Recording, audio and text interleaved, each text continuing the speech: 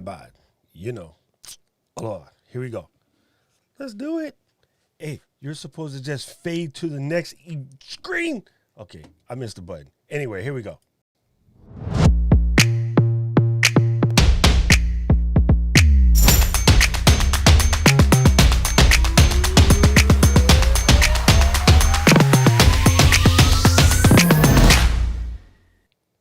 Aloha, everybody. What's happening? It's good evening for me, but I just want to make sure that I do this right. I'm just sending this to the group. Okay, so today was big day. That sounded very Ice Cube oriented. Anyway, today was a big day, talking about Apple event, talking about new computers, talking about lots of things. So what I wanted to do is come on and see if I can shed any light on what happened on the event. There was a big announcement today from Apple. I was on Twitter with Leo and the crew earlier talking about it. And there's already, I'm just reading the Ecamm community on Facebook, in the Ecamm beta community on Facebook, and there's already so many misconceptions. So I thought I'd talk about that a little bit just to see if I could clear up any of the, I don't know, thinking, maybe. Let's see if I can help out with that or pass on any advice or tell you what I know. Got to say what's up to Kevin in the house. When you say Kevin James, I thought you meant Kevin James. Kevin James, I was going to get excited. What's up, Kevin? Nice to see you. My buddy Victor is here. Victor, I promise I'm working on your stuff as soon as I get off of this, but I just had to do this real quick. I'm not going to stay here all day. If you're up to it, Victor, you're welcome to jump on. You know, you might have as much extra thought process as I do. What's up, LA? What's up, Robert? I see that you put, you know, your new avatar. It looks much like you, so that's really cool. Yeah, so we're gonna dive in real quick. Let me load up the Apple page just so that I can reference it should anything comes up. Yeah, so that would be really cool. What's up, Kelly? Good to see you here too. Let's see. No, apples don't go on sale, honey, so don't need that. Okay, Victor. I realize that you're SD. It's a little bit late. You know, us old guys got to go to sleep early. Anyway, so hot stuff, like really hot stuff that came out today. Of course, as you know, Apple dropped new events. So yeah, it's a thing. We're going to talk about a lot of the stuff, the hits, the misses, the good, the bad, the ugly, the indifferent. But I kind of want to make this long story short. So I will probably repeat this about 1,100 times between now and the end of the stream. But I kind of wanted to go long story short to see if there was any way possible I could help people understand sort of what's going. my road dog in the building. What's up, Topher? Good to see you. I see Brant's here. What's up, Brant? That's super funny. Okay. Long story short of this is, if you've been around tech for a hot minute, you will remember when we originally got iMac. Okay? I mean, originally got iMac, as in round bubble, Bondi blue, kind of turquoise, but you know, Apple and their fancy name started way back then. What's up, Freddie? Good to see you here. The first thing that happened in the Bondi blue days was serial port got yanked, floppy drive got yanked. Entire planet went ballistic. Everybody was like, what are they, crazy? I need a serial port. Serial ports are very important. Turns out, no, you didn't.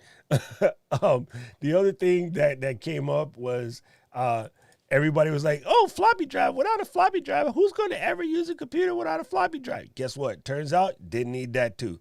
So you cannot take the knowledge that you have today and try to align it with what's happening with these new M1 processors and things like that. And yes, sorry guys, I am missing a frame. I just updated my frames and I'm missing a frame, and I only thought about it because Kevin said he likes the graphics. So yeah, I have to go see if I can find it. It turns out I'm missing one. That's not cool. Anyway, it's all right. We'll forget about it for now. Yeah. So the the key thing is you can't really take the knowledge that you already know and apply that to this. This is completely different. I've tried to explain this to Scott on DJ's live streaming ad nauseum, and it doesn't sink in because everybody wants to align this to the original iMac when they yanked the serial port in the floppy drive. Turns out was a non-issue. Nobody even remembers that stuff.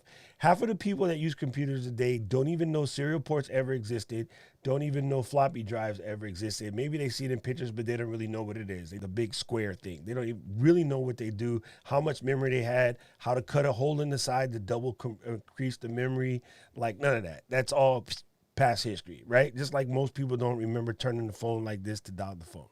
So gone, right? The second part of that conversation lines up with when we switched from Motorola-based processors to Intel-based processors. At that time, computer and new computer announcements was roughly spread out. What's the word I'm thinking about? I say there was roughly spread out like 2.5 to 3 years type of thing. Now we get basically new computer announcements basically every year, every couple of months, right? So you cannot take any of your knowledge of the way you compared what's happening today to what happened before, because past knowledge of this is basically booty. None of it matches what came out today. So I'm going to speak on one specific one that I saw probably more than anything else in the comments on the Ecamm group. It only comes with 15 gigs of memory. What are we going to do with 16 gigs of memory? Nothing. It has nothing to do with the thick team. See, I almost messed it up. I almost Mike Tyson that one. It has nothing to do with the 16 gigs of memory that you know from an Intel bus. This is a different thing, people, like absolutely different thing. This 16 gigs of memory on an M1 chip with UMA memory, which I will try my best to explain to you folks in a second. UMA memory is not the same as memory sticks.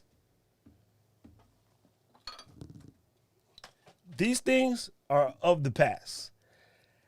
So the reason why we need so much of this currently is because of the way the computer passes information from the processor to the bus and then back to the processor, and it hands off back and forth and back and forth and back and forth.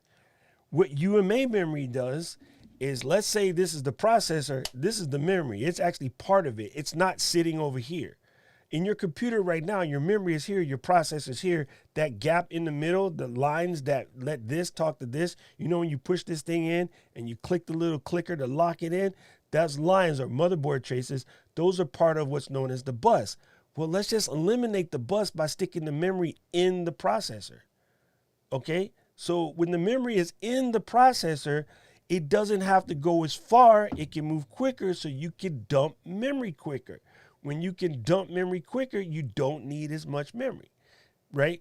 A lot of the process and tasks that we used to we used to require to happen on memory chips can now happen in the processor, right? When we first got graphics built into the processor, encoding built into the processor, game changed. The reason why you can watch Netflix in 4K on your computer, your iPad, not really, iPad kind of cheats, but you know, just run with the analogy. The reason why you can watch 4K on mobile devices, on pads, on a little square hockey puck stuck to the back of your TV is because the decoder is built into the processor. Okay, so trying to align, well, I currently need 32 gigs of RAM to run the apps that I run. Yes, on Intel architecture. Okay, this is different. And let's put this in something that maybe can help folks understand. And even still, this might be difficult. In order to get 0 to 60 in a 4,500 pound Mustang, I need about 450, 500 horsepower to get that guy to move in say sub 10 seconds. Okay? To do that in an electric car with 3,000 pounds of battery, I don't need half as much power because electric is all torque. When the motor goes, it's instant. When you squeeze a drill goes full speed. A drill doesn't go then catch up. You squeeze a drill, instant full speed. Let go of the drill, instant stop. Brushless motor and engines are different. Okay? People call what's in a car a motor, but it's not. It's an engine. Okay? What's in the electric product is a motor. When you say go, it goes. When you say stop, it stops. An engine requires revolutions per minute to wind up to become full speed. Okay? So, Dean, thank you, brother. I appreciate you. Why can't I see that? What's happening with my overlays? Let me move this out the way just in case I'm missing something. Yep, that's what I'm doing. Here, let me put you right there, Dean. Thank you, Dean. I appreciate you, fam. Yeah, so I'll check questions in 1 second, but let me just finish this thing. So when you're moving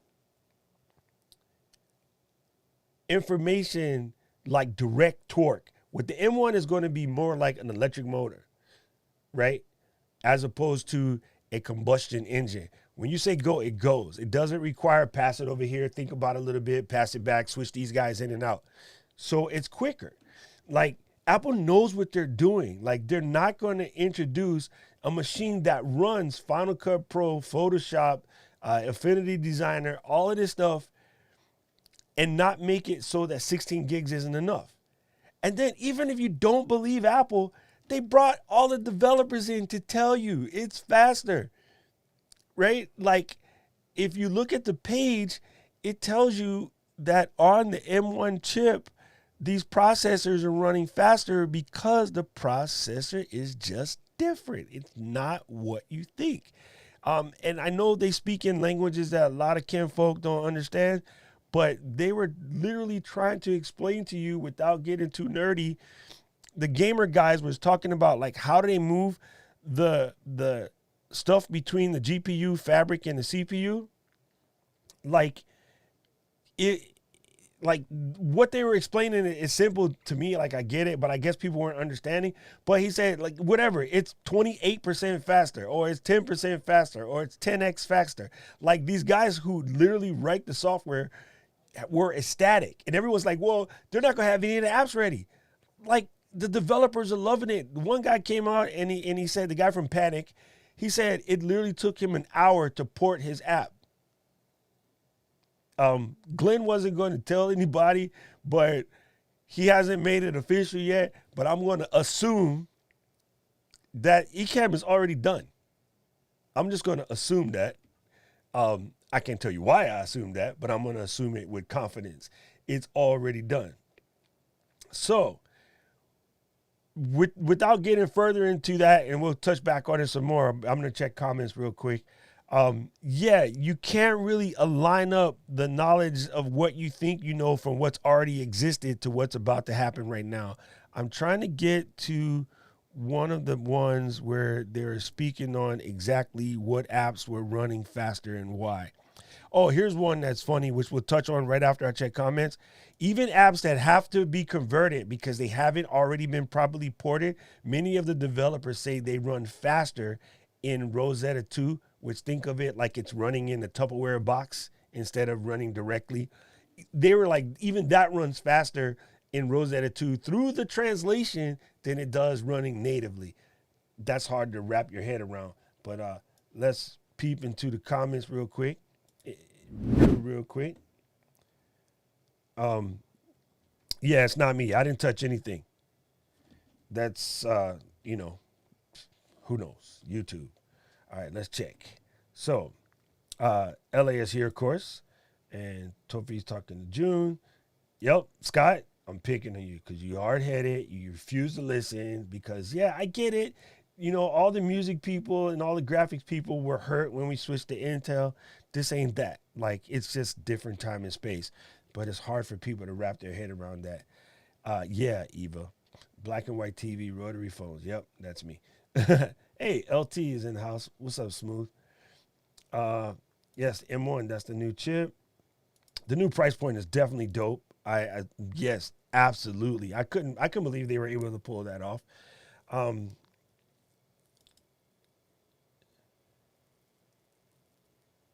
What? That's funny. That's my brother making an analogy to moving the data from the memory chips back to the processor and back. That is super funny. And Smooth, do not encourage him. Right hand is quicker. Left hand works too. Yes, Lanai, it's compatible with a G32 upgrade, which means absolutely nothing.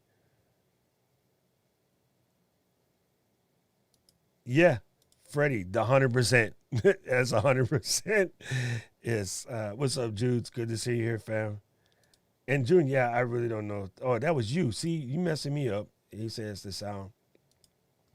Actually, yes, the Pigeon 101 app can work because, Lanai, believe it or not, what's happening with the new processor is basically a modified is a bad word. It's a hyped up iPad processor. Like, it's way different, but built off the same architecture. So people who run apps, let's do this real quick.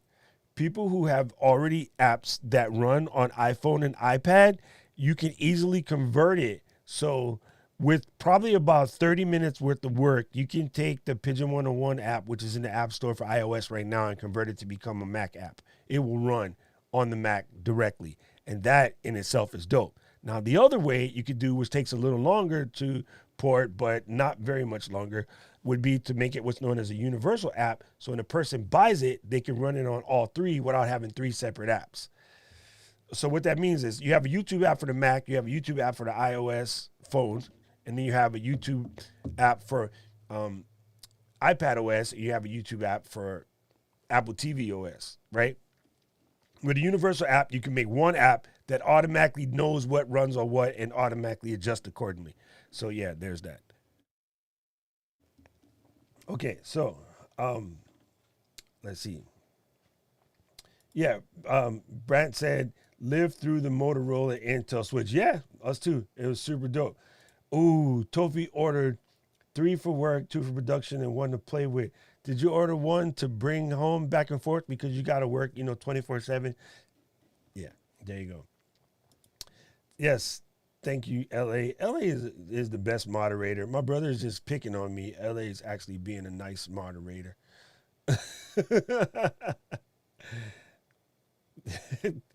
Scott, stop encouraging him.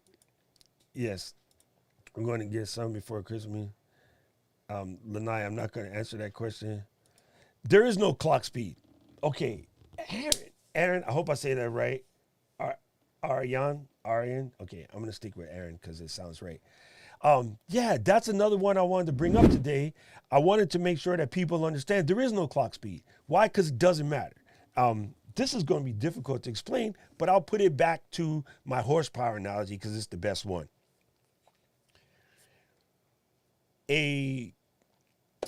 Let me just double check this. I don't want to get myself in any trouble saying anything. Let's see.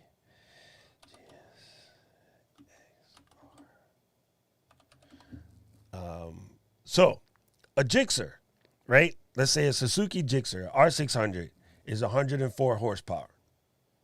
Okay, and let's go with a Porsche. Let's go with a Porsche 911 GT3. Okay, a 911 GT3 is 500 horsepower. 0 to 60, which one is faster? I'll wait, and then we'll talk about why horsepower and clock speed doesn't matter. It has always been very difficult to compare Apple's clock speed to, say, Intel clock speed, or even Apple clock speed to other Apple clock speed. For instance, this 10-core iMac has less clock speed than the what was it, 7-core one that it replaced from a couple years ago, right? The megahertz on this Mac is slower than what I sent back to Apple a little bit ago, like a month and a half ago. But you know which one is faster? This is 3.6. The one I sent home was 4.0. Okay, but it turns out 10 cores is a hell of a lot better than 7. So the number doesn't matter. Most people can't do that calculation properly in their head, so they are reading the wrong specs. It's like when I tell you that a Sony a7 III can do 240 megapixel image. Yes, it can, but not really. It's using a little special interpolation and calculation, okay? This doesn't use crystals, right? The M1 processor is not crystal-based architecture. So therefore, the megahertz doesn't matter. It doesn't matter. It's gone. That calculation is out the window. All you're going to need to know at this point in time is how much cores get and how much cores don't get. Right? So right now we're sitting on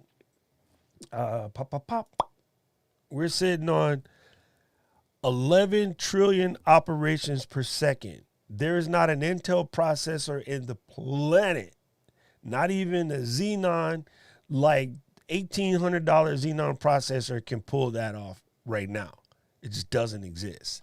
So it's going to be hard because we're going to have a hard time getting people's head out of the horsepower rating. So when I got my electric car, you know, everyone wants to say, like, what's the equivalent of that in horsepower? There's no equivalent. It's electric. There's no horse. The horse is turned into glue at this point. But again, 0 to 60, an electric 5 Series will smoke a Ferrari. After that, it's toast. I got it. But 0 to 60, electric vehicle of any brand, I mean, just pick one.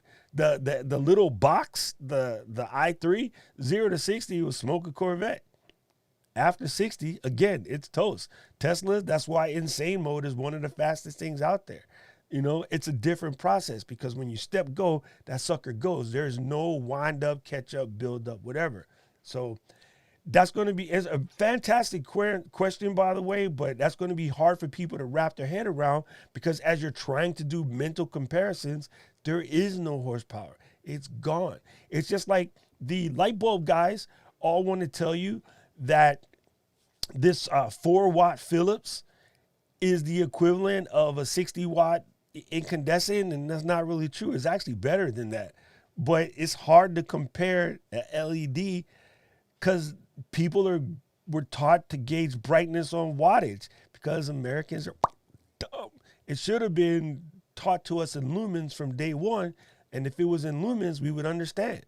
A Philips bright white light bulb is 700 lumens. That light right there is 10,000 lumens. So the Philips is not that, you know. But if you go to buy lights on Amazon right now for your video game, most of them will not spec lumens, which is really the only way to understand proper brightness, you know, candle power per whatever at X amount of feet, aka lumens, right? Yeah, whop your jaws. For lack of a better word, yes, but no. But yeah, I mean, to make it simple and easy to understand, yeah, it's a glorified iPad. It's the same chip architecture, but it's on a different level. So let's put this into perspective. A 4-bedroom house in Cebu City is not a 4-bedroom house on Rodeo Drive, but they're both 4-bedroom houses. I think I got you right there. All right. We're thinking MacBook Pro with external display, never, Aaron, never. I know it's hard for you because you're a musician and you need that portability. So, yeah, unfortunately, in your position, you need 2 machines, and you will always need 2 machines. But I know it's hard to stomach that. It's hard to swallow that. But if you want to do it correctly, you need 2 machines.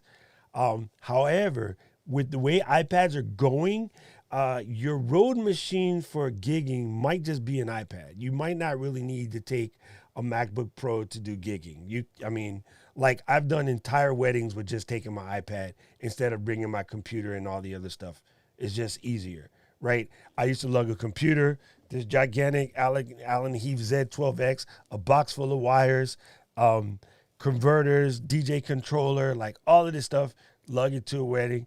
And at one day, it just dawned on me, I carry most of this stuff so that the people can feel good about what they're paying me to do.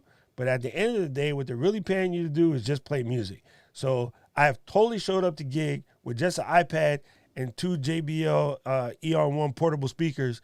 And they're like, where's the rest of your stuff? I'm like, this is it, player. And then just do the whole entire gig. And they're like, whoa, that was dope. Like, I didn't know that was even a thing. And I go, yeah, it's a thing. It's been like this for a hot minute. You know, the iPad plugged into the DJ controller. Sorry, I missed the part. And just a set of portable speakers. And that music, the people dancing, drunk people knocking over your stuff, none of that changes. But my back is excited. I carry 2 speakers and a small backpack. I'm completely excited. No need to fill up the truck with a bunch of junk for nothing. It does not change how the music comes out whatsoever. So I think that, again, that's going to be harder and harder for people to wrap their head around it. But when you go and you see like street musicians in places where the area is tight, so many people have switched to iPad for that simple reason. So knowing all of the stuff, the cool stuff that musicians are doing with iPads, starting from Apple Girl when she made an entire track with 4 iPhones, and now that's all like one iPad now. I think your need for the MacBook Pro is sort of out the window. Get the iMac, because in the studio, when you're working, the iMac will run circles around a MacBook Pro. And then when you're on the road, just get an iPad. We're there. We're literally there. We have been for a while. So the reason why they never, I don't have to explain this to you, Smooth, you know, but I'll explain it because you ask questions that other people might not quite understand.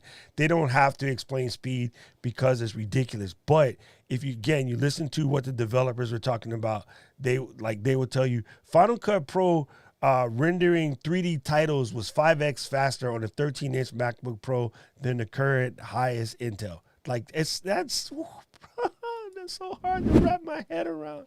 It's kind of sort of crazy. Yeah. Not you, Aaron. I was talking about the one up there. I know you, Aaron. You're in the group all the time. I think that's what you were talking about. Brett.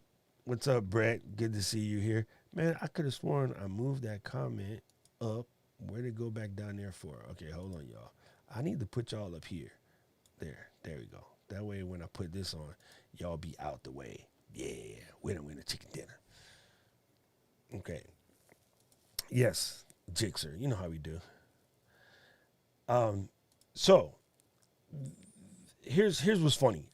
Aaron, I talk about this a lot on my streams, but I edit 4K video on the iPad Pro all day, fast as get out, which is why I'm so excited about these new machines.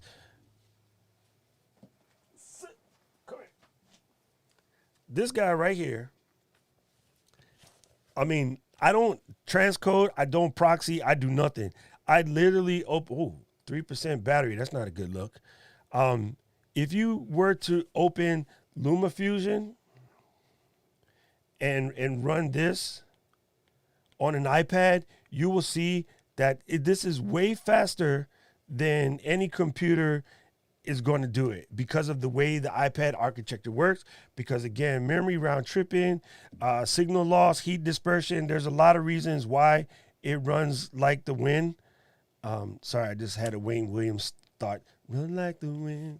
Anyway, this is LumaTouch, LumaFusion running on an iPad, and this is 4K video, and just scrubbing, dragging, cutting, picking stuff up, moving it, placing it. No, I don't want to cancel that. Just picking the file up, drag it to the other side and move it. It's hard to do sideways while you're talking. That's just quicker. It's just way quicker. It's really hard to explain how fast this guy can edit 4K video. Another one that blows people's mind, with the Sony cameras and I can't say it right. I'm going to mess this up. Imaging engine or imaging, whatever the heck IE is, they changed their name to. Capturing directly off the camera, moving it over by Wi-Fi, doing basic adjustments in Lightroom on the iPad, and let it sync, and then go finish, polish them up on the computer is the fastest workflow ever. It's hard to describe, but yeah. And what computer are you editing this 4K video on right now? Because I got a buddy that edits 4K video on a MacBook Air and it works perfectly fine. But you have to know how to work with the equipment you had. It's called proxy edit. Like beyond eons ago with Mac Pro, I always edit in proxy because it's quick. People try to edit 4K direct, and computers, Intel-based computers, can't do that correctly. You should always edit in proxy anyway, just because it's a faster workflow. Like before we had, let's say before we had computers, right? When we were nonlinear editing, what we used to do is do a window cut or a window edit. So we copy it down to a low quality. It didn't really matter what it is. It could have been VHS. It had a time code in it. So you edit. Your software would save what's known as an EDL or edit decision list. LumaFusion, for whatever reason, calls it a Final Cut XML or Premiere XML or DaVinci XML. You copy that to the desktop, you open it. It already knows where your cuts are, and it knows how to marry them to the real footage. So from there, you just say go, and it's automatically cut and re-rendered properly. So you don't need speed. I mean, in theory, the window is tiny, but you could probably edit on watch. I mean, you can edit on an iPhone now. So yeah, most people that are trying to edit 4K footage are editing the actual 4K footage live, and nobody does that. Like in the real world, nobody does that. You just don't. It's hard to explain, but that's because they don't teach new editors how to edit in proxy. It's kind of crazy. Okay, Crimson Filter. The new Mac Mini will be dope for streaming. You know, absolutely. It's going to be crazy. The thing that's going to confuse most people about the new Mac Mini is everyone still can't wrap their head around the various difference between Thunderbolt / USB 4, USB-C, whatever you want to call it, and what old school USB was. Those are different things. Again, the words are the same because it's a format. Not even a format. It's a standard. It's not exactly what goes in that cable. I think everybody just assumes USB is a cable. It's not about the cable. It's what standard is running on that cable. So in this standard shape, you know, the little half C looking thing that everybody knows, that can be Thunderbolt, that can be USB 3.1 Gen 2, USB 3.1, USB 3.0, USB 2.0. It could be all of that in that same connector. So the connector confuses people, but what runs in that connector is different, right? So the USB 4, Thunderbolt 4 side of it will be perfectly fine.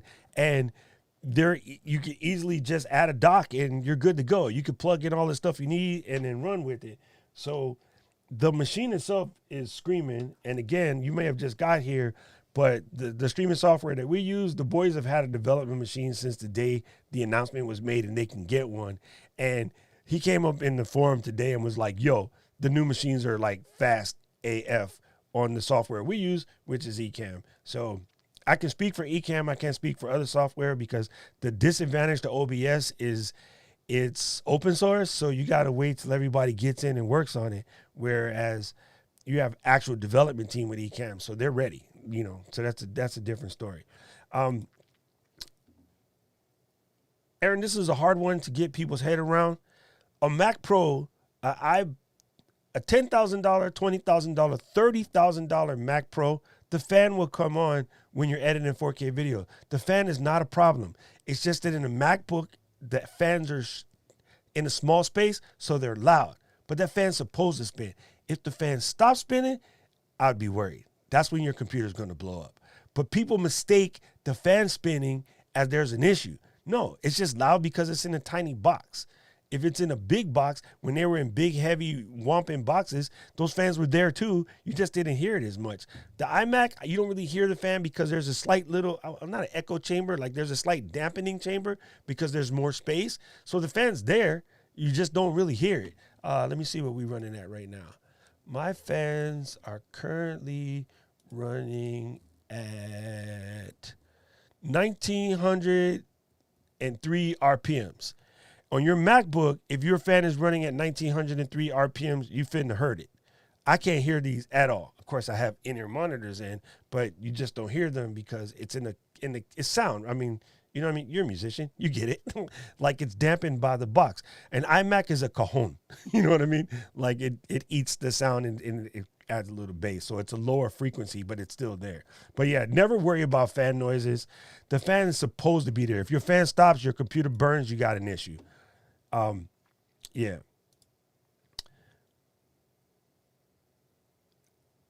That's a good question. But again, I think it has to do with keeping the price down, power management. I think it also happens to do with who this computer is made for. This computer is made for early education folks, small business people. This is not the Pro, right? And I hate it that the 13 is called the Pro because it's not that. Those will come out later. And I can tell you right now, the reason why they're not out today is because they need that extra set of cores. And when we get that extra set of cores, then we will get a second Thunderbolt bus. So you have one Thunderbolt bus here, one Thunderbolt bus here, then you'll have 4 ports. The reason why you have 2 ports is only one bus or one lane, right? And even using the bus methodology, terminology, it might be wrong based off the new architecture, but we'll just stick with that because that's what folks understand. Or they think they understand. But yeah, the reason why there's only 2 ports right now is because the amount of cores that's on this machine. When the cores double, say the M2 or whatever they call the bigger, stronger version of this chip, it will have bus on each side, and then that problem goes away. So yeah. Crossfader, what's up? Appreciate you. I'm going to go ahead and say no. My iMac don't run flawlessly with Ecamm. There's no such thing as flawlessly. Because, not the iMac though, because the problem exists between keyboard and chair. Like, there is no flawlessly. And if you're looking for flawlessly, don't stream, because it never happens. It just never happens. You can have everything set up, practice, the whole 9 yards set up, and Spectrum would just be like, nah, shut up, off. So, that's, yeah. You must set your expectations that flawlessly doesn't exist. But now that you set that expectation, then strive for it anyway. That's little Japanese thinking, but yeah, that's the Gambate mentality, right? I know I can't actually hit flawless, but I'm going to strive for that anyway. That being said, I think the new machines will absolutely scream with Ecamm for the simple reason that the boys have had a machine in-house since mid-July. So yeah, there's that. Yes, the M1 is the entire motherboard. If you look at an X-ray picture of a motherboard inside of an iPad or the motherboard logic board, we don't use motherboards in the Mac world. What's inside one of these is kind of sort of same. Like, yeah, it's good. Okay, here's one thing that I can fix everybody. Fix your lips real quick, as grandparents used to say. Fix your lips. Go buy one. Beat it up for 14 days. And if you absolutely hate it, send it back and then come on and be like, Doc, you were absolutely wrong. You ding dong. So Apple has a wonderful 14-day return policy, fam. You can just go get it and check it out for yourself, to be honest with you. So the new no. There will be no new laptops until, I'm going to say, Easter. Or maybe June. Somewhere between Easter and June will the new 16 or whatever. I don't even know if there'll be 16. Whenever the next the next set. Hold on. I hope that worked. Okay, the next set will probably come out mid-year. Not right now. Yes, lumens. Yes. And iPads are portable Macs with touchscreen. Yes. There you go. Okay. Brett says, get the M1, but not sure how this translates into Mac Pros. Mac Pros will be last. Remember, Apple told everyone 2 years, 2022, the Mac Pro will come at the kind of sort of end of that, or maybe next August. But yeah, it won't be, I don't know if it'll be M1s in parallel. I think the new chip, and I don't know if they're still calling it M1s or it's the M1X or, because we got A12, we got A12X, we got A14, A14X. I think the higher chip, when that comes out in some sort of array, that'll bring Mac Pros. And yeah, this was another one, Brett, that's hard. Everyone's worried about graphics card. Did you see the tip, bro? The graphics card's in there. We don't want a regular graphics card anymore. That will be the bottleneck, right? I mean, I guess it depends on what you understand about fabric and GPU and whatever. Right now, GPU, fabric, CPU, there's a direct line.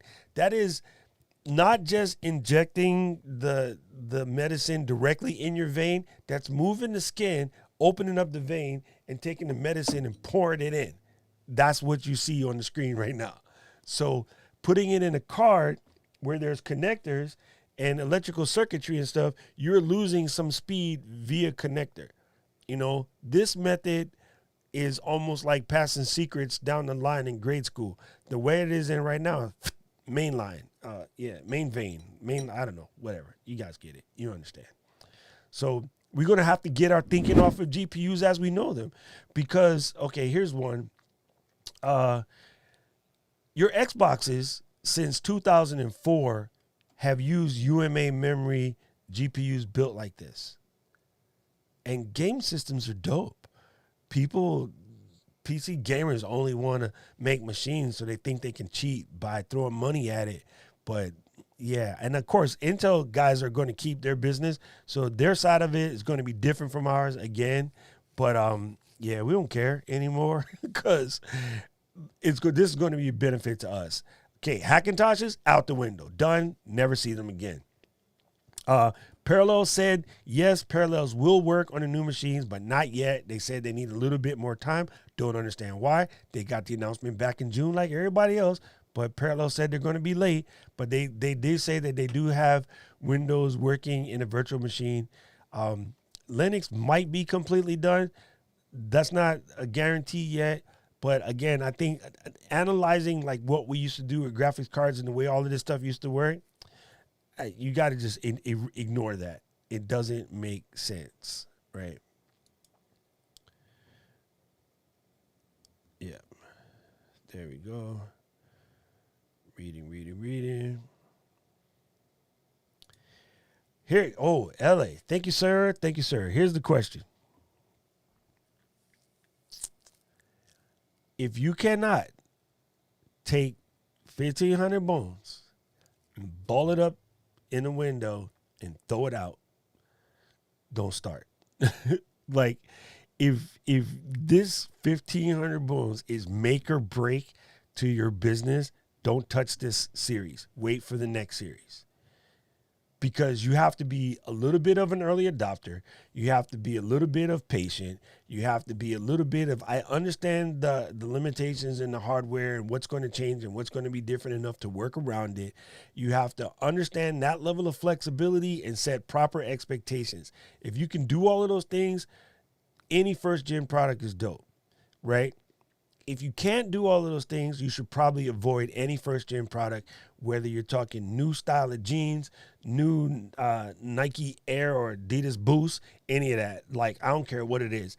If you're going to buy a first gen tech of anything and it's going to put you out, don't do it because it ain't made for you. The early adopter types are people that are willing to put some skin in the game because they want to be a part of it and they're ready to run, right? Or you use your stuff like it's meant for. In my head, my experience as a tech support guy, most people, this is bad. This is about to get a bunch of unsubs, but I'll say it anyway. Most people running around like, I need a machine because I'm a professional, but you want to buy a plastic MacBook. This used to piss me off when I worked at Apple. Guy comes in, plastic MacBook. That was a, $900 machine? Plastic MacBook, cussing me out, calling me all kind of names, saying things that would probably get him killed if I weren't in uniform. Because while we were fixing his machine, we were costing him $30,000 a day because the type of business that he runs is, highfalutin. So you're making like $30,000 a day. And while we're fixing his $1,000 machine, we're screwing up his life.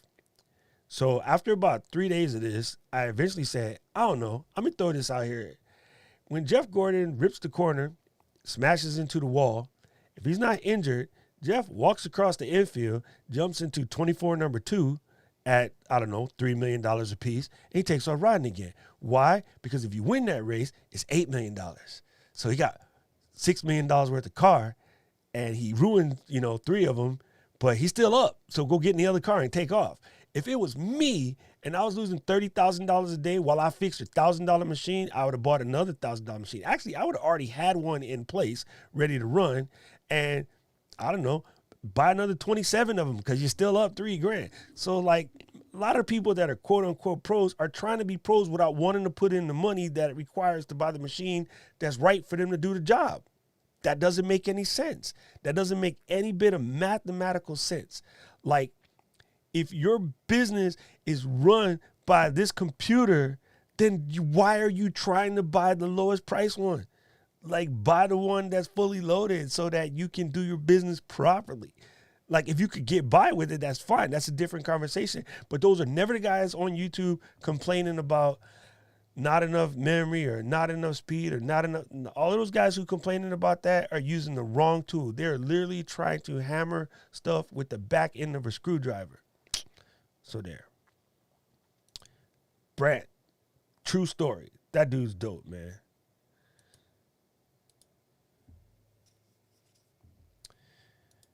Yeah, that new iMac is legit. Freddie, you're a brave man. Why you still play with Pro Tools? I don't know. It's gone. No, I'm sorry.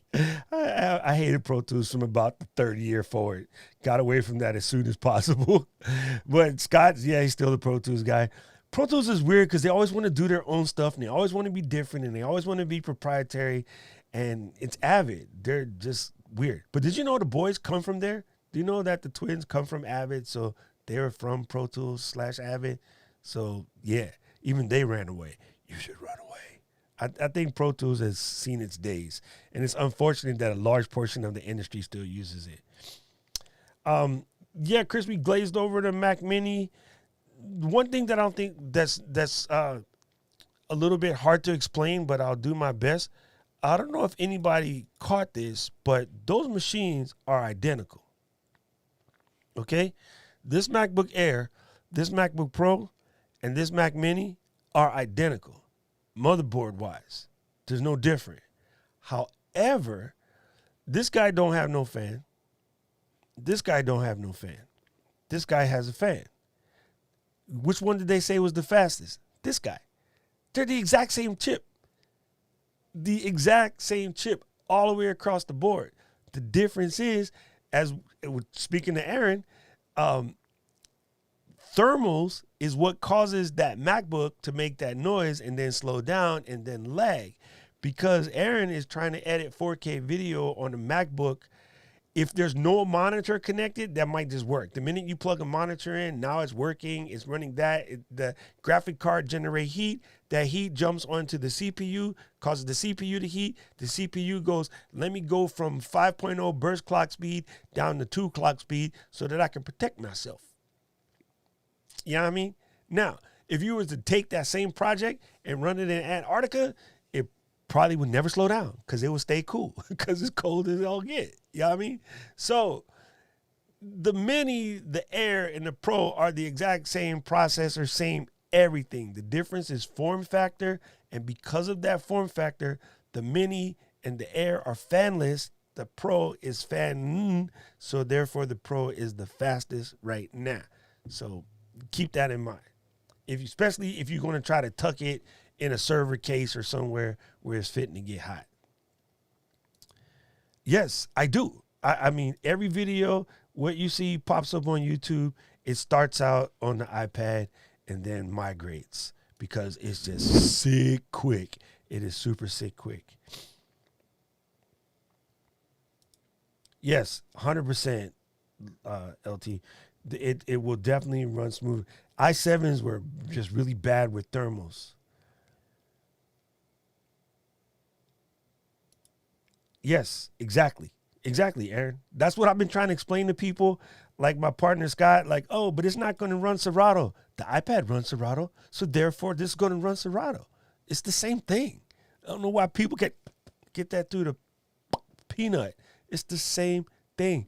Yeah, boom, boom, boom. Come back here. Click on that. Scroll, scroll, scroll, scroll, scroll. Scroll, scroll, scroll. Nope, sorry, wrong one. I'm about to make some folks catch a seizure with my scrolling. Scroll, scroll, scroll. Where was it? Man, you know this Logitech MX3 mouse scrolls fast as all get.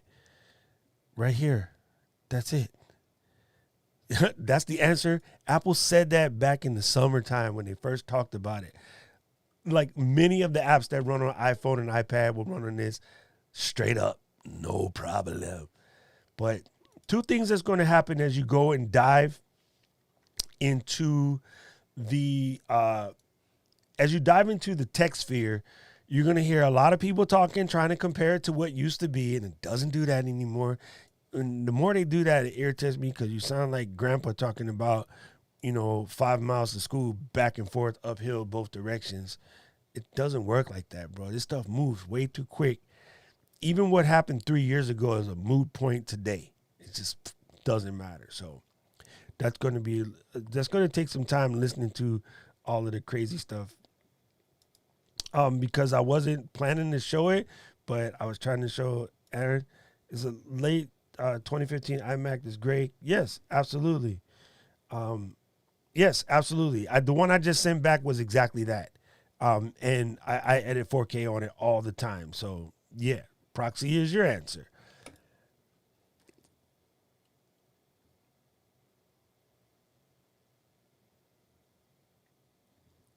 Because it's fast. It's hard to explain that to people unless you do it. It is dumb fast. It is so fast. It's borderline ridiculous. And the other reason is it's because it's tactile and the way that it works, the workflow is pure insanity. Like once you try it, you'll never go back. Especially because the way that you can export a Premiere, Final Cut Pro, DaVinci, XML, aka Edit Decision List, and then reference the real file plus the edit decision list. And again, you airdrop the file, so it takes a second. The other file already exists because, well, I leave mine in iCloud. It comes down here, I do it, chop it up, send it back. But the real file stayed exactly where it was on the computer. And when it opens, it just references it. Everything is perfectly lined up. All I have to do is throw on titles, even color correction. The color correction in the iPad is easier than color correcting in Final Cut directly on a computer. And I know that sounds crazy. Look it up on YouTube. You'll understand. Like it's crazy sick, right? So my color corrections, all of that stuff, it all sticks because those are just XML files with data points. A lookup table is not really doing anything to the file. It's just saying whenever you see this color blue, turn it to purple. And that's just a string of numbers in the text file. So of course it works. It's mad quick, right? So then once you connect that and you have it running, you open up your Final Cut, your Premiere, your DaVinci, whatever you have. All you have to do is adjust your titles. And you know what LumaFusion just did? They added title animation. So like when you're really on the go, it's amazing. And the other thing you have to realize, what everyone is working toward, every industry out there, Adobe in their announcements over the weekend, last week when they had Adobe Max, all of the announcements of how to get all of this stuff to mobile, because these are becoming bigger than these. And again, we all, Rodrigo, we're all referencing our previous knowledge, right? We're referencing our previous knowledge. My brother and I used to edit on a Silicon Graphics Indie workstation, right? I forget how much that machine was, but I want to say it was around about 75 grand. Prior to that, we used to do a lot of stuff on the Abacus and a Symbolic workstation, which was like 150 grand. And you know what? This $1,100 phone is faster than a $150,000 Symbolic workstation that we used to work on. The number one thing tech people need to do, used to, throw it out. Used to in your vocabulary in tech is useless. Throw it out. It's gone. That doesn't match. So I know it sounds crazy, but it's not actually crazy. And you know what? I'm going to go ahead and drop this. 2 to 3 years from now, you'll be able to edit 4K in camera. It's coming. Trust me. Caleb in the building. What's up, Ecamm fam? How you doing? LA, how do we explain editing in proxy? Okay, let me do this. This is 4K footage, right? This is 1080 footage. This is proxy footage. The picture of my head yapping to the camera doing a review on the Logitech MX mouse looks the same here as it does here. But because of how big this is, I can move this really quick. So getting the part where I said Logitech, I could cut that out faster on this than I could cut it out on here. So I can do all of those chops, all those edits with this size. At the very end, I go, yo, Final Cut, switch this to this. And it goes, okay. Oh, but by the way, keep the chop marks exactly where they are because they're all based on SMPTE code. SMPTE code goes down to the near field in the video process, right? So when you say 24 frames a second, 24 frames is 48 fields. SMPTE goes down to fields. So it knows exactly where to cut that. And so I can work with it in a tiny little thing and then blow it up. It's like Architect making a matchstick model or sugar cube model that's eventually going to become the Raiders Stadium at $5 billion. The original rendering was a tiny little joint about yo big just to show it that it could work. And then that grew to another size model and another size model. And then, Allegiant said, yeah, we'll pay for that. And then it became the stadium, and now it houses one of the sickest teams in the business. So, yeah, that's what it is. Think of it as a matchstick model you see at the mall before the new condo goes up.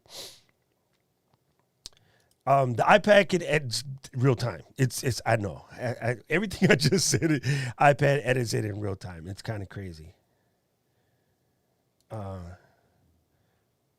You know what? You know who doesn't use proxy? New editors, amateur professional editors. All professional editors edit in proxy. When you look at a Pixar movie or you look at Avengers, all of that stuff, bro, it all happened in proxy because you're editing off of a server, right? So they're using like a jellyfish server and the small copies all come. The number one reason why they edit in proxy in pro level movies is so you can't steal the movie and put it on the internet. It's just a booty looking copy, but it allows you to cut. It only people that work off the raw is the color correctors. Prior to that, everyone's working off the tiny. It's so strange how come enough like beginning editors don't know that. And you know who normally have the weakest machine? Beginning editors. So they should teach that's the first thing anybody should teach or learn in Final Cut Premiere DaVinci Resolve is how to rock in proxy. Did you know the average modern camera, your Sonys, your Canons, your Nikons that do video actually can dual record? Many of your cameras record proxy at the same time they record the regular footage. So when you go to edit, you can just download both, but that sit on your hard drive. You don't even have to render proxies anymore. Cameras shoot proxies. That's how important it is, player.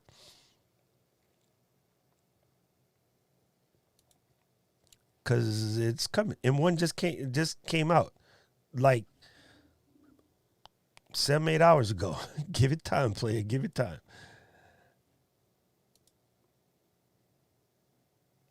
You do not need 32 gigs of RAM, Tom. You do not need 32 gigs of RAM. Tom, I'm going to say this one more time. You do not need 32 gigs of RAM. Tom, you do not need 32 gigs of RAM. Everything you know about RAM, heretofore, throw it out. It does not match. It does not match. It does not match. I can't say this enough. Throw it out. It's gone. Yeah, Apple, you know what? Brother, man, you dope. For average person creating stuff for YouTube or creating stuff for Instagram, you never even have to come out of proxy. Apple 422 proxy is good enough to pass muster for what most people are looking at. What you're looking at right now, me streaming, the Apple ProRes 422 proxy is actually higher than that. So you may not even have to render the real files. You can deliver the proxy in most cases, and guarantee most of y'all won't know. As a matter of fact, next couple of videos, I'm only going to put up the proxies and no one's going to say, oh, your quality went down. No one will even know the difference.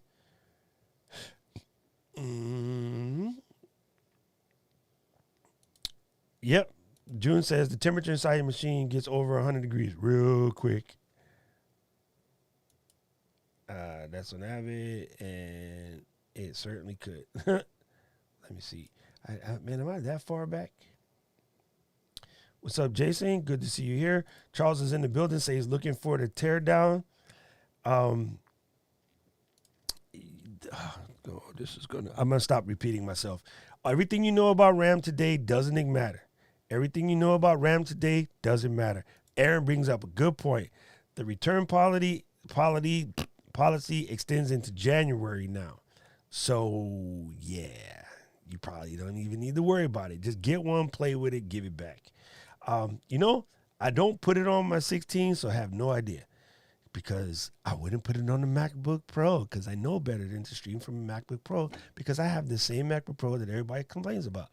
And you just don't stream from it. Like, I'm not going to put a sheet of plywood in the back of the 5, but I'll throw it in the Tacoma because the Tacoma was made to carry a sheet of plywood. It's so simple. Mac Pros, for the general people claiming they want a Mac Pro, don't really need a Mac Pro. If you watch any of the information that came out recently, this iMac right here on the table is faster than the iMac Pro and the Mac Pro right now. I don't think most people really need that, but I think they just want it. Some cases just as a measuring exercise. Yeah, I remember way back. The early, yeah, I'm with you. I'm down for the early adapter. I'm down with it. The 15 and 16 are going to be nuts. Yeah, but again, probably not until mid next year, but they're going to be nuts. Yep, 100%, Matthew, 100%. That is so funny. That is so funny, but yet so true. Yes, absolutely.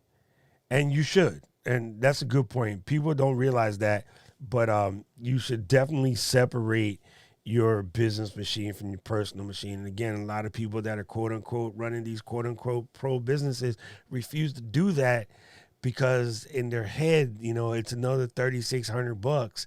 But like doing some personal oriented stuff on a machine that's your business is dangerous. You can just accidentally let out all your client information, which is how this works half the time when you have Target infiltrations and Netflix and Dropbox and all these guys. It's employees using their work machine as their personal machine and crisscrossing the two and not knowing enough about security flaws and what like that. So yeah, that's it. My brother stands correcting me. The Mini does have a fan. That's good to know. What's up, Viking man? Good to see you in the building. Topher, June said that. You guys went to the same school, so I should know better. Yep. Serato, okay. Sure, now I got what you meant. Yep. All right, bro. See you, fam. You don't have to say that twice on both platforms, though.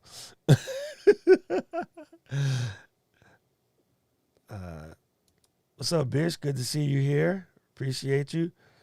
Sherwin, the Apple ProRes 422 proxy is pretty legit. It's actually kind of quite amazing. It is what we saw on YouTube like 2 years ago as standard issue. So a lot of people don't realize it, but you could probably deliver a web product or Instagram level product on 422 TikToks all day long and nobody would know the difference. Yep. Cool. Oh, what's Kirk and Anthony doing? Thank you, sir. Yep. Yeah. Yes, exactly. Sherwin repeating what I said. Oh, no Steelers. No Steelers, Randy. You should be shot for saying that. Oh, man, that game this weekend, though, that was crazy. That was old school Dallas Steeler game. Yeah, that was kind of nuts. 8-0 for the first time since ketchup became ketchup. That's pretty incredible. I got to say, you guys are probably, hate to say it, going to run with it. Unless they do a December Steeler explosion, which has been common recently. So it'd be good to see you guys go because Ben needs to retire. So he needs to go out And yeah, that's a whole different show. Me, you, and my boy Dan from the Chiefs podcast, and then Leif up here from the Vikings podcast. We all gotta get together and chop shop one day on Ecamm. The Ecamm boys talk football. That's cool. Yeah, yeah, exactly. And Lemuel, you just brought up something right. It's just like using the smart copy of the raw files in Lightroom. That is 100% true. Uh,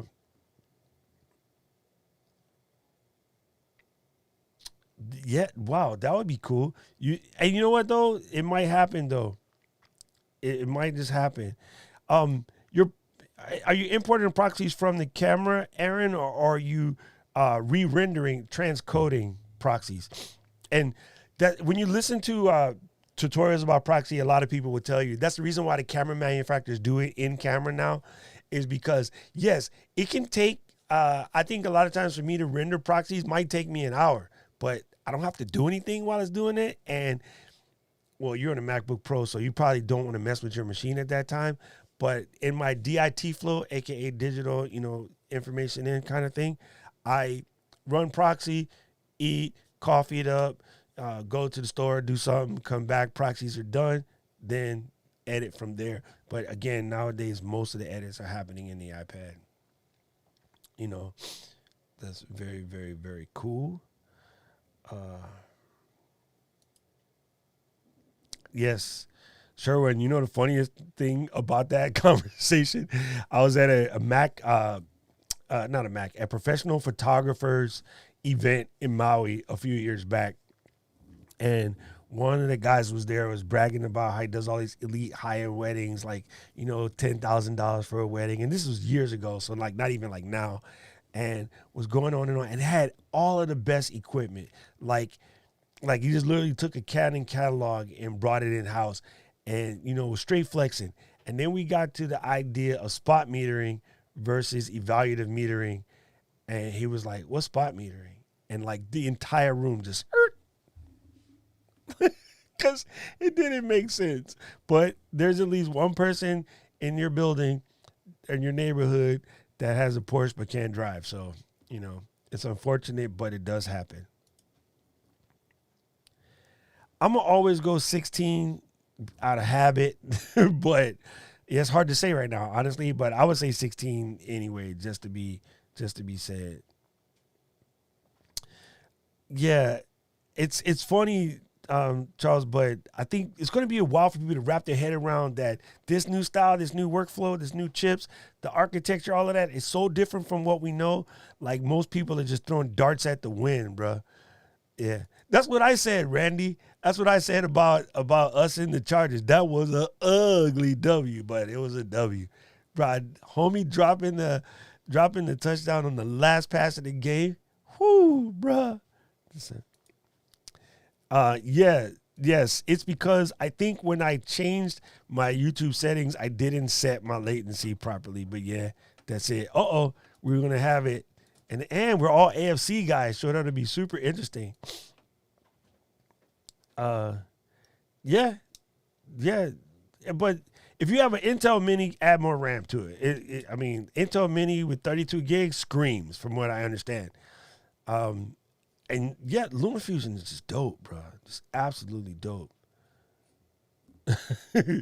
Yes, you know how they do. Yes, I do. As a matter of fact, really good.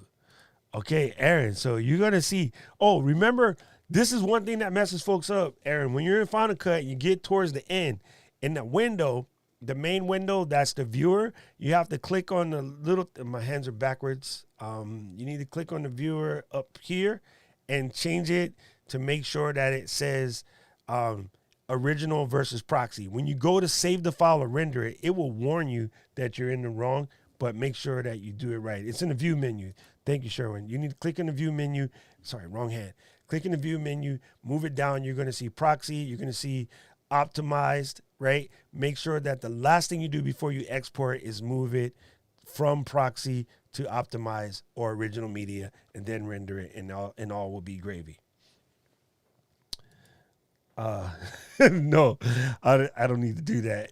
Nowadays, you can I don't think the average person can. Yeah, when you render out the original, not the proxy. And again, it's going to take a little longer to render, but the whole point of this is your edit is quicker. Your render is forever. It's like what's that joint called? The wine soup with the chicken, coq au vin. It's all in the prep, right? The actual cooking part, you just let it go. But prepping to get you straight, yeah. Yes, dude, that is one of the dopest feature.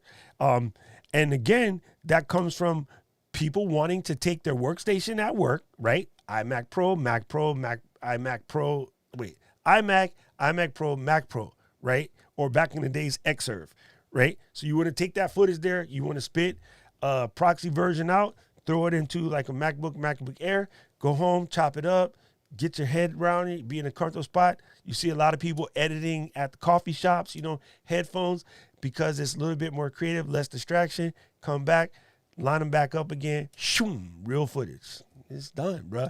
There's people out here cutting your favorite show at Starbucks because of proxy. Man, proxy will change your life, Aaron. It is going to change your life. And you can be like, man, wish I knew this before. Proxy's been around since, Final Cut 2? Like eons ago. We're on like Final Cut 10. So that's funny. We're past 10 really, but they just left it there. Yeah, there you go. Proxy is a pressure cooker.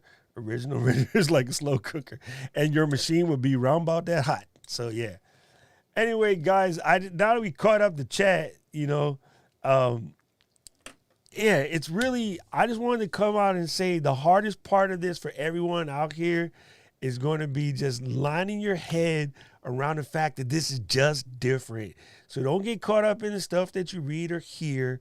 As an Apple guy, I was at the farm when we switched to Intel. I was at Repair Tech when the first Bondi came out, and everybody's like, there's no floppy drive, there's no serial ports. People lost their S. It was insane. And you know what? Nobody remembers any of that today because it didn't matter. It was time for a change, right? When this came out in 2007 and there was no keyboard, everybody was like, oh, but I need a real keyboard. How many people rocking the BlackBerry with a real keyboard today? How many? Look around. This ain't out there. You know what I'm saying? So, yeah. LA, I'm going to say yes, and here's why. Not because it's going to match what an iMac can do. It won't even come close to what an iMac would do. But you can try it and give it back come January if it still ain't what you want. Apple has a don't return policy.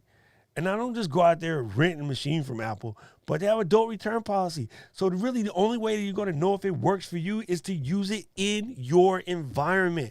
All of the crap you read, all the stuff other folks are doing, other stuff complaining because they don't know no better, like they're not going to get it. They're not going to get it. Until you go for yourself, you're not going to get it. Half the people listening to this right now thinks that there's little kids making iPhones. I've been to Foxconn. The iPhone room don't have a person in it. It's completely robotic. So you can't go by the crap that other people say. They don't know what they're talking about. Like, I've been to Foxconn. I've seen for myself. There's no humans in there. It's all robotic, bro. So, like, yeah, if you got to buy it and go get it. And no, you should never wait for the new machine because there is no wait. You'll always be waiting. When the new iMac come out, you know what you can say? You know what? I'll wait for the next one. As a business person, buy it. As a homebody, you probably shouldn't be doing this anyway. But if you want to do it, cool. Just know that you have 14 days in a normal situation to test it out. Right now it's holiday season, so you have like a month and a half. Just jump in, bro. Just jump in. Stop being scared. Just like streaming. Stop being scared. What's up, Scully? Man, I ain't seen you in a minute. Good to see you here. Absolutely. Yeah, and Sherwin, thank you for popping through. Charles, you always here. I see you Saturday, fam. Everyone else, just quick reminders. If you want to show some love, some support, you want to learn inside secret stuff before I do it, jump onto the Patreon. That's the address right there. Also, We got the Amazon shop up. You can go do your shopping, stop through there first, and then even if you don't buy some tech stuff, you can buy oatmeal, and it helps support the channel by stopping through the shop. Anything you buy within 24 hours after you go there first, they actually give me credit for, which is kind of weird, Amazon, but I appreciate it. And then TubeBuddy, my favorite app for getting my YouTube videos together. So I'm going to have to take this, chop it up, put it in sections, do some SEO keywords in that. TubeBuddy makes all of that simple. Hiccup, come on, don't get stuck. I just had a vapor lock. So yeah, if you're just starting your channel, trying to grow a channel, or like me, had a stagnant channel that needed a little boost in the arm, adding TubeBuddy is like adding an M1 chip to your YouTube account. It is fire, straight fire. So that's good to go. And the common questions, what kit do you use? Like what camera, what mic, what lights, whatever. Just stop by that link right there on the kit page. Most of this is in the description. That's a good way you can go there, see what I'm using. And again, it also helps support the channel. So what's going to happen is that is a good drop for TubeBuddy. I gotta clip that out and put it on my put it on my Instagram channel. That is super funny. Twice a week, these are the new times, 10 a.m., 1 p.m., 6 p.m. Get in where you fit in. That is happening twice a week. So yes, I will be back up in here Saturday. And again, if you didn't already do so, smash the like button, subscribe. Thank you, Sherwin. I know you just subscribed, so I appreciate you. And it was good chatting with you in the comments the other day. I actually go in and answer all my comments, which is kind of psycho. Some of the comments is a little lewd, and they obviously don't know I'm 6 foot, 250, retired military. Could probably snap their neck because otherwise they wouldn't say dumb stuff like that. But hey, you know what it is. I will see you guys on Saturday. Stop by, and I appreciate you guys so much. Aloha. I hope this has helped somebody. I really do. I appreciate you. Peace out.